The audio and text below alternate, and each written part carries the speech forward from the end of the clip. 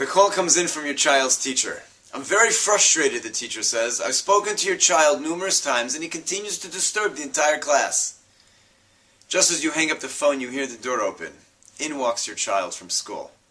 You immediately go over, but what comes out of our mouths?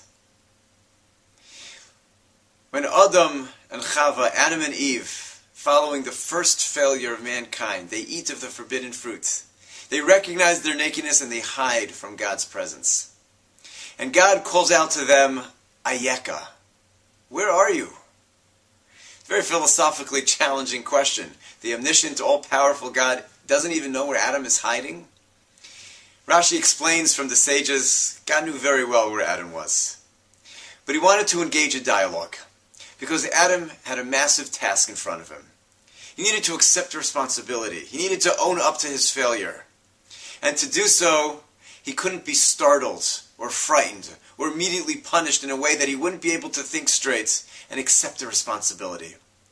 So God begins a calm dialogue with him. Where are you? And in so doing, creates an environment which would allow for Adam to possibly accept the responsibility for his actions. As parents, we often find ourselves in situations in which we know our child has done something wrong, or at least so we think. And our children are then faced with the task of owning up, taking responsibility. And what they need from us is the environment to be able to do so. Not to be frightened, not to be startled, not to be punished immediately without a chance to defend or explain themselves.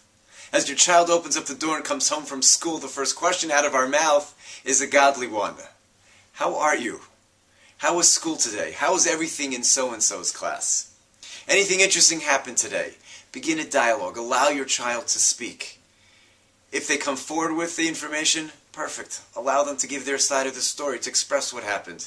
If not, you can ask. I received a phone call from so-and-so. Did anything happen in class today? Provide the environment which allows the child to take responsibility. We all know from our own lives how difficult it is to own up to our actions. For our children to be able to do so, they need from us the godly trait of providing an environment which allows for it. Have a great Shabbos.